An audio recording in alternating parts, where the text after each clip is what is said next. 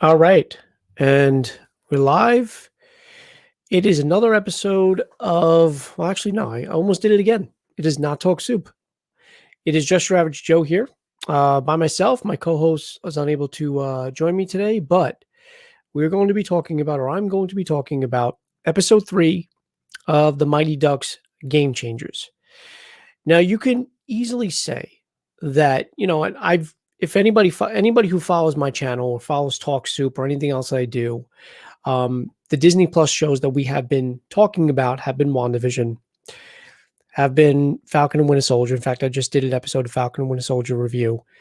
This is a more, this is a family friendly, this is a typical Disney show, and a lot more lighthearted, a light, especially if you're a fan, and me and my co-host said last week, especially if you're a fan of the original franchise, if you're a fan of the original Ducks, this is going to get you in the nostalgia feels. It is, with characters like Gordon Bombay that reprised his role, of course, Emilio Estevez, and now you got the new cast. Now you got these new kids that we're following each week, whether it's Nick, the lovable podcast kid, who I think is one of the funniest characters on the show, the mom, Alex, the son, Evan, and all the other side characters, even Koob. Now, Koob, the goalie, I really think needs to step up his game. So here she is. Hey, Kitty, how you doing? Hope you're feeling better. I will see you next week when we do episode 4, and of course, our Falcon and Winter Soldier. But thank you for coming on, and you did say you were going to try to make it and talk.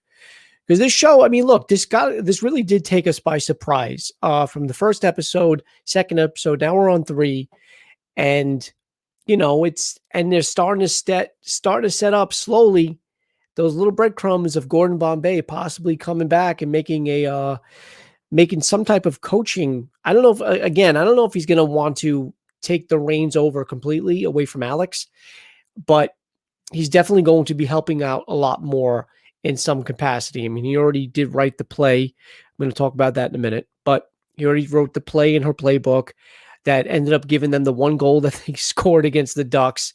Of course, they were celebrating an L, to which the Ducks coach said that was, it's pathetic. It's disgusting. It's a disgrace. I can't remember the adjective, but I'm going to try to remember. But, it was just basically, and that pushed, of course, Sophie to say, you know what, I can't be part of this team. This is exactly what I need. This is why I need to leave. And she joins the Ducks. I'm sorry, the Don't Bothers at the end, saying I'm in. Of course, pending her parents' approval. I don't know how they're going to take this. But look, as I said, it's a very lighthearted, it's a very kid-friendly, very family-friendly show. It's a lot more different from what we usually discuss with WandaVision, Falcon and Winter Soldier, or any of the Marvel, DC, or even Star Wars shows. Not to say that anything on Disney is, obviously everything on Disney is usually toned down, with the exception of this last Falcon and Winter Soldier episode. But, for the most part, this is definitely more, like I said, a family-friendly show, and lighthearted. And it is, the interaction between Nick and Coco Chad, I thought was funny. Him having a crush on, was it Winnie? I think it was Winnie, right? I think her name is Winnie. But, and then of course, like I said, all the other characters, and I actually rewatched the other episode before this because I just wanted to watch them back to back afterwards.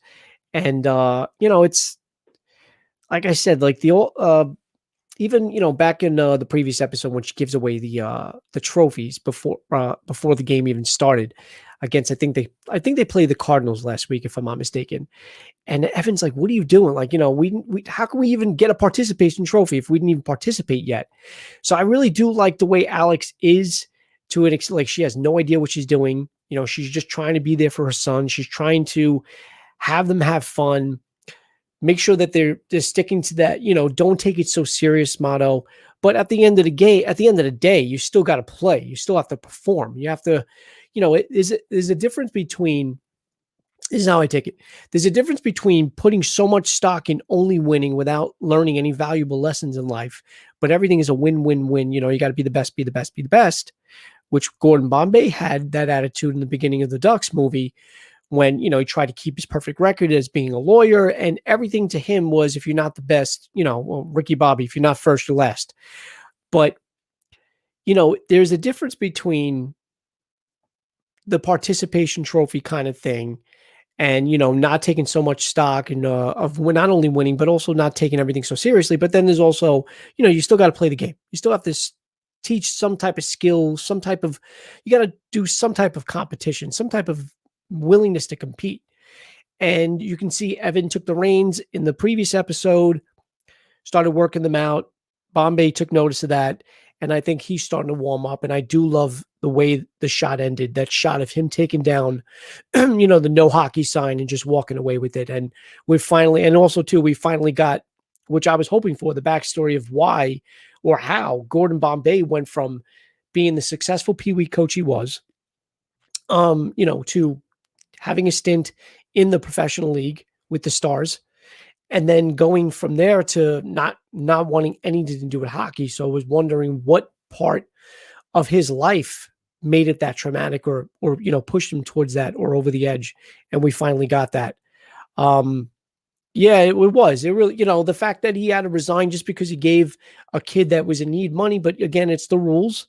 But it was, yeah, it was horrible, especially since he, as he said, he took that team, that program, and made it the best. But the rules are, I guess, you can't help financials, or there's recruitment rules, and that's also in college. That is in college. You just they can't have money and stuff like that. But it was horrible that not only that they made him resign, but then they told me can't teach college ever. So, that's a blow. And like he said in that scene where he's like, look, I chased hockey my whole life, and look where it got me. It got me here. I inherited a rink from his friend Jan, one of the older characters from the original Ducks movies. And, and he also inherited all the debt that comes with it, and now he's whatever. And then Alex is like, well, you have us, you have us. If we're here, if you want us. I don't think she meant that sexually. I didn't mean she say, hey, I'm here if you want me. Maybe she did. I don't know. She is single, but she's like, it's a kid show. So obviously not, but we're here if you want to take us on and either coach us or embark your wisdom on us, like he did with now my one gripe, and again, I don't know the rules of Pee Wee hockey, so I could be totally wrong. I didn't look it up because I really don't even know if there's a way to look it up. My only gripe with this episode, and it's technical, and I don't know if anybody else feels this way, but was that play, the breakaway, even legal? Because from my knowledge, whenever a puck in hockey is being covered up, especially if a player's on the ice, the way he was, on top of it, the ref would have to me, at least I would think, would have blown the whistle and called the play dead, and then would have had a face-off. Because anytime there's a player on the ice, you run the risk of, God forbid, like them getting run over by one of the blades. It can cause, especially with kids, it can cause a serious injury. So it was just a little odd that play was even allowed. So again, I'm being technical. I know it's a show, but if we're going to be talking about hockey, and if we're going to be talking about whatever, and he's a coach, it would have been weird that play was drawn up the way it was. But other than that, like I said, each week it showed how much, so not only how lighthearted this series is, but just how really good the characters are individually, the way they are. Whether it's Maya and her, what do you call it? Her natural ability to put somebody down the way she, I think, yeah, it was the previous episode where she put down the mother, Alex, with her vest. I think the other one's Lauren. I think that's her name. Lauren, the one that's in cosplay and into, in fantasy, whatever. And of course, Logan, all these characters, all of them are just really just individually unique and just specific. And I just love even the role that they had to play. I think his name is Sam. After doing Falcon and the Winter Soldier, I just want to make sure that I'm not meshing in my characters. The one that has no spleen.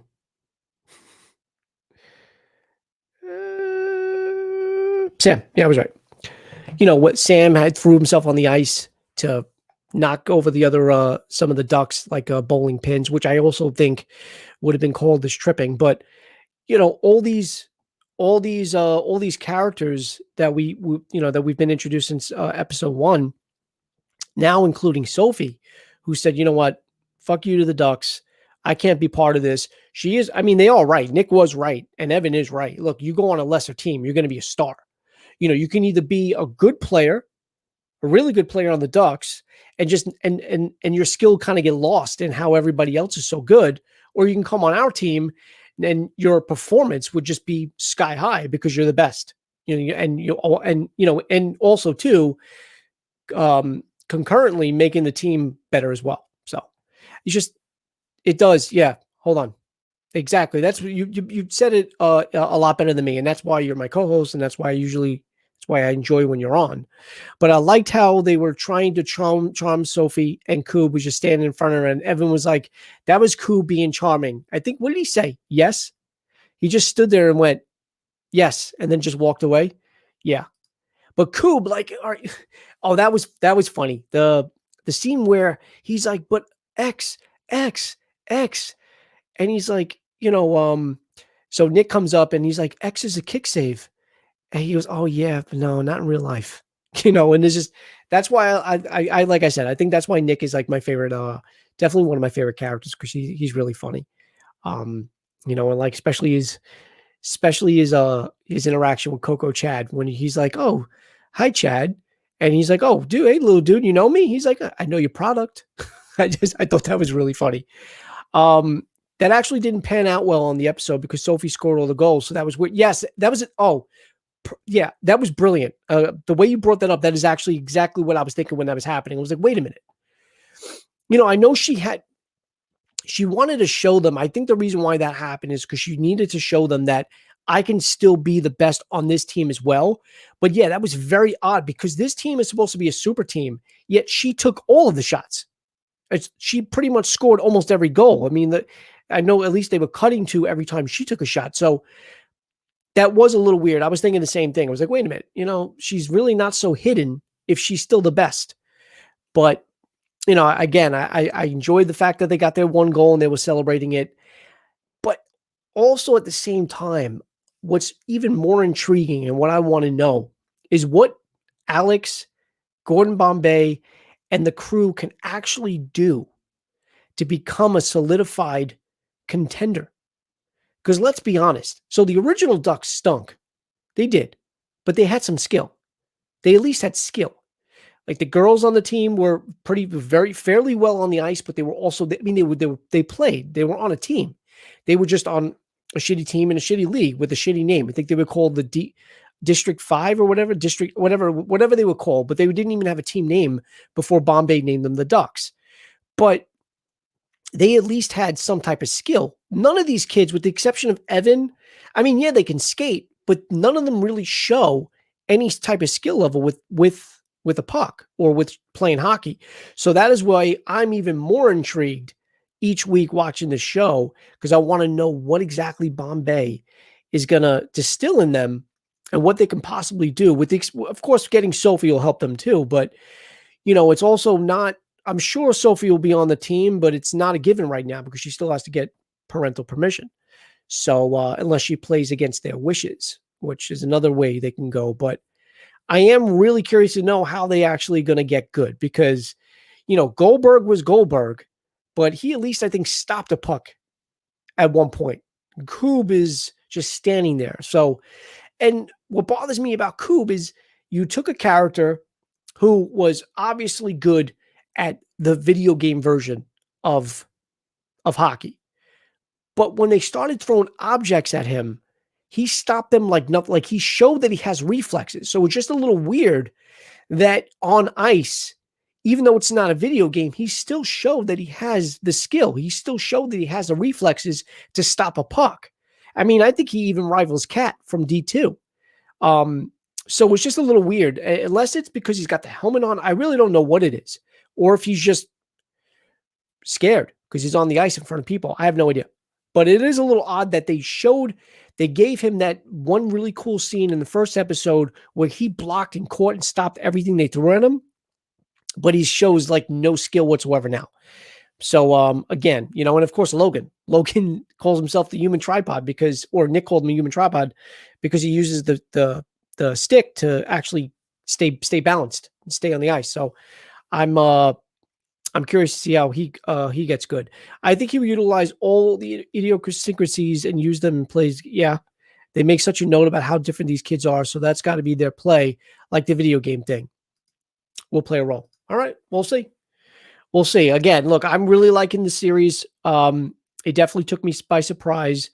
And I believe there are 10 episodes, so we still got 7 more left. So I'm really curious to know how this plays out and where they go in the future.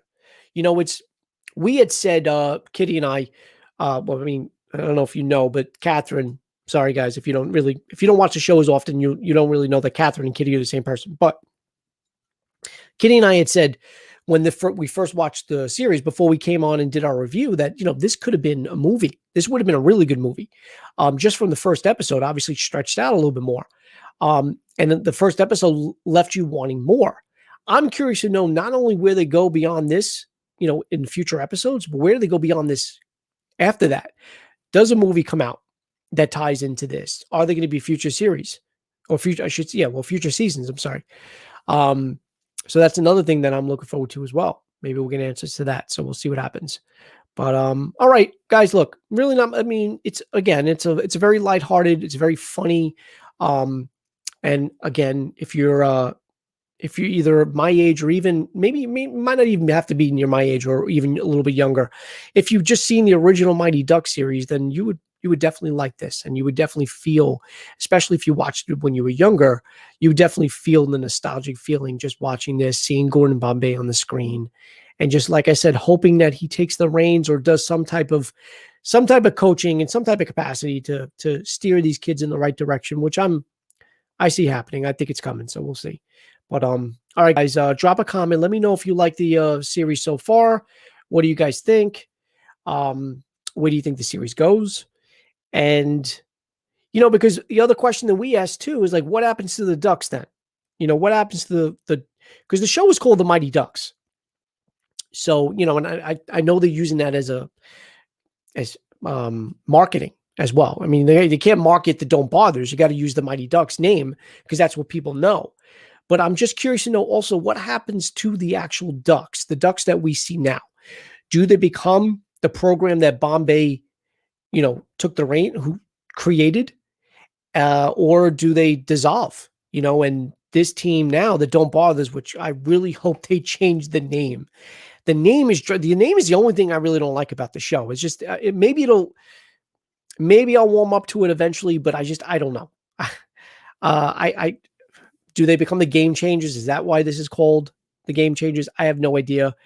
But there's so many things that I hope we get answered by the end of the series. But Game Changers, they changed the way the game is played for the Ducks. We'll see. Maybe. Maybe that happens. But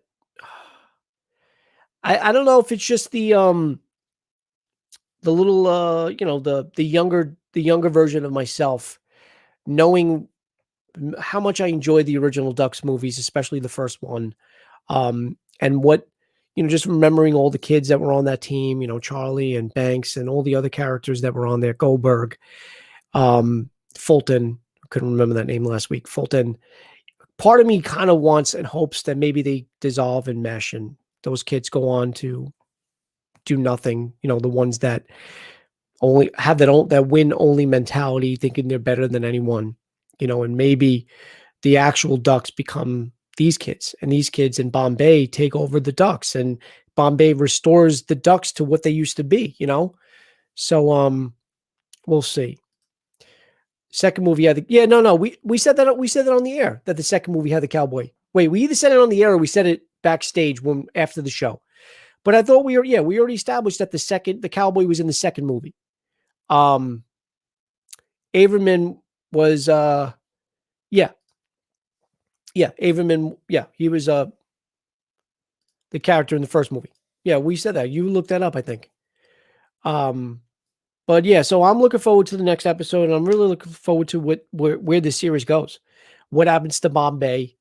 I don't want him to just become an ice rink owner, living out his days doing that. I want him to do what he enjoys. I want him to do what he loves, and that's hockey. You can see that hockey still runs through his veins and runs through his blood. So we'll see what happens. But I look forward to Friday's episode and next week's episode where we talk about it. Hopefully, Kitty will be back on with me, whether it's Saturday or Sunday. We have to pick. Oh, wait, it can't be Saturday, guys. It can't be Saturday. So it has to be Sunday, irregardless. So we usually do it on Sunday anyways, but definitely can't be Saturday because I got plans on Saturday. But we will see you next Sunday, Kitty and I, if all goes well. And we will talk about the following episode. And I didn't want to. I did that last week. That's how I already knew that he was going to recruit Sophie with the captain logo and her own jersey. So I did do that last week, but I didn't want to do it this week because I kind of want to. Same thing with Falcon and Winter Soldier. I really don't want to watch the promos for the following week because I really do want to go in cold and be surprised. So hopefully I am surprised Friday. And that's it. All right, guys. Hope you liked the stream. If you did, please let me know. Like it. Physically like it. Smash that like button. Drop a comment. Let me know what you think about this series so far. Of course, subscribe if you're not, because I do the shows every week and you'd be missing out. You've been missing out. It's a fun time every week, I promise you. But you'll only know that if you tune in. So please do that and enjoy the rest of your Sunday. And I will see you guys next week. Kitty, thank you very much for coming on and being my co-host without being the co-host. I appreciate it.